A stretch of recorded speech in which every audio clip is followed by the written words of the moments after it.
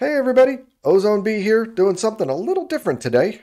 I don't know about you, but I found the videos that Iskall put out before each update to be really helpful.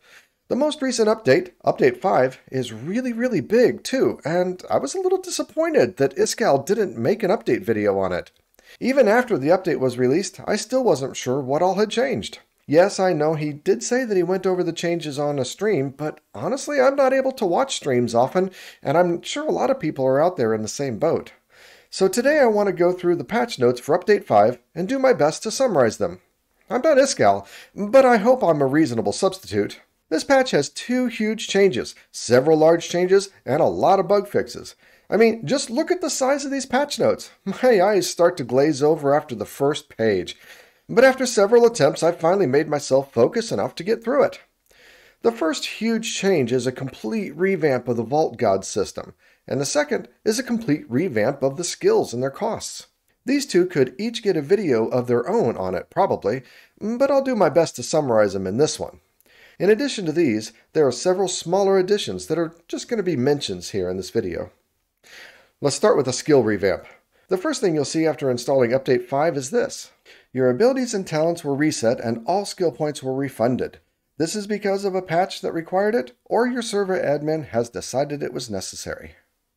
It's a nice warning, but I'm sure there are some folks out there that have ignored it and then been surprised when trying to use a skill that isn't there. Generally, the skills have been nerfed and made more expensive and less effective, especially at the higher levels. When I repurchased all the skills I had after the update, I didn't really notice any major cost increases, but then I'm currently only level 16, and most of the skills had only 1 or 2 levels in them. I can't really go over how each skill has changed in the past, but here's a few things that I did notice. First, heal has a straight progression now instead of a tiered progression that it had before. So what I mean by that is that previously the amount of healing would only change every 3 or 4 levels, but the mana cost and the cooldown would get reduced with each level and then be reset when you hit the next tier. Now the amount of healing increases with each level, as does the mana, but the cooldown gets a little less each time too. I think it also does less healing at level 1 than it did before. The other one that I notice is the Hunter skill. It's buffed in terms of range, but severely nerfed in terms of cooldown. Previously, it had a cooldown in the range of like 30 seconds, and you could get that down pretty quick if you put some levels into it. I could pretty much run from room to room to room and just trigger Hunter looking for those obelisks or monoliths. But now with an initial 2-minute cooldown, that strategy is pretty much impossible, and it makes it a lot less useful. I've also heard that Dash is a little less effective now, but I don't really know the stats on it, and thankfully Vein Miner seems to be unchanged. But those are the skills that I have and the changes that I've noticed. I'm sure there are a lot more changes that are specific to each skill, so if you happen to notice something, please make a comment down below and help other people out. The other huge change deals with the Vault Gods and their favors. These 2 have been reset, even though that isn't included in the notice that you get when you log in. I believe this is just a larger part of an overall God favor revamp, so I don't think this is the end of the changes. However, the patch notes don't really say one way or the other, and I could be wrong. Now previously, completing a Vault God altar yielded a chest that could give you an idol or an echo gem, but most likely only had garbage. There was also a chance that you could get a favor, and when you received a high enough favor, you could get a positive effect each time you ran a vault, or if your favor went low, you could get a negative effect. And this was a system that was used in the previous version and seemed to work just fine. I don't really know why they decided to completely redo it. With Update 5, when you complete a Vault God altar, you can get an idol sometimes, or most likely you get a blessing. It's a gem of sorts. There's no chest to open anymore, they just pop out when you complete it. The blessings can be used to craft vault idols in the Vault Forge, and it takes 4 of them to complete it. The 4 don't have to be all from the same god, but if you do make an idol, then you will definitely get an idol from that god. All you need is a total of 4, and if you have some combination when you make an idol, then you'll get something that is random from one of the gods. Now you still have a chance to receive a favor, but this is a one-time buff for the next vault. And you can only have 1 favor at a time, so if you happen to get 2 different favors from 2 different altars within the same vault, only the last one will be applied. When you have a favor, if you can complete the objective of the next vault, then you get a point of reputation with that vault god, and it seems to be permanent. And then if you can get 100 points of reputation with a single vault god, you get a full set of armor for that vault god. This is the perfect thing for all you completionists out there.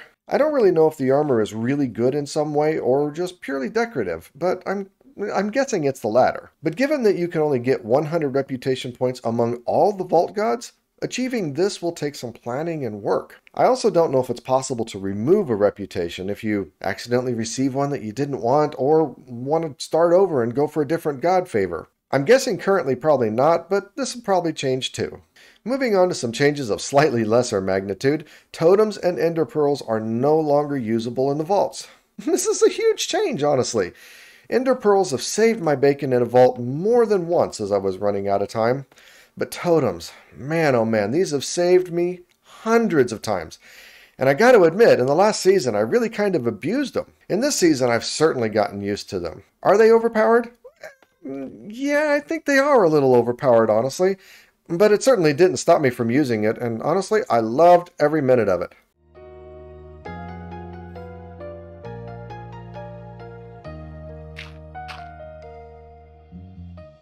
So far, after applying Update 5, I've already learned the hard way that I've come to rely on them just a little too much.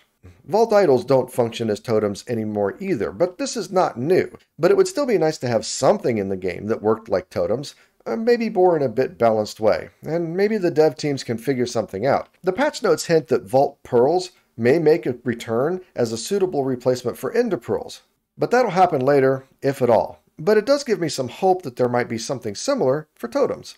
Now on the plus side, there is a bug that extends Beginner's Grace to level 19. And that's not part of the patch notes, that wasn't intentional, but given that they took away totems, that may be a fair balance for this patch. Alright, now on to some of the smaller changes that I think are important enough to share. You can now view the vault stats for the last 50 vaults that you've run, using this little button on the side of your stats screen. It's great for a number of things, like if you want to look and see if you're getting better at looting, or worse at looting, or in some cases better at not dying and worse at not dying. You can also set some of them as a favorite, especially if you just quickly click that claim button when you exit a vault. Several new specializations are added to existing skills. Stonefall gets specializations that can melt powdered snow or grant fire immunity. These are both useful, but I'm not sure they're good enough to replace the ability to remove fall damage. Hunter also receives specializations for each kind of chests that you can find in the vault. You know, living or ornate or gilded or whatever, which is certainly interesting and possibly useful if you want to search for a specific kind of chest. The regret flasks for Hunter, though, are kind of expensive, so I don't really see people changing the specialization that often. For me personally, I'm going to stick with the Observer. Now, they've added a brand new item called a Banished Soul, and this is what you now use to reduce the level of vault crystals instead of diamonds. They're a craftable item, and not that hard to make. Couple diamonds, vault essence, and some soul shards. A really nice thing, though, is that you can also use them to bring down the level of vault gear, which was previously not possible. However, if you want to bring down the level of vault gear, you can't do it once it's identified. Sadly, this just doesn't work. However, if it's an unidentified piece of gear, the Banished Souls do work to bring it down to a lower level. Now, this is not the way it used to work in the previous version, and it's a lot less useful. On the server here, we have a whole bunch of vault gear that's already been rolled up, and so if there's somebody of a lower level, they just can't use it. At all, period. And speaking of running lower level vaults, now you'll get less loot if you run vaults that are too low a level. 6 levels specifically. If you're running a vault more than 6 levels below you, the item quantity just gets really, really low. And this is the dev's way of forcing you to keep running vaults that are your level. Running really low-level vaults can still be really useful, though, for finding ores in those mine rooms and crystal rooms. Lastly, there are several quality of life changes that are noteworthy. First, elytras now take 5 times less durability damage when using them. This is pretty great, honestly.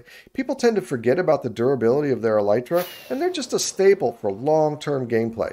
So it really, really helps out just as a quality of life improvement. Next in the vaults, there are new sounds for when you trigger a mob trap, if a trap is disarmed, and when you find a cake in a cake vault, and a few other situations, and these are really helpful.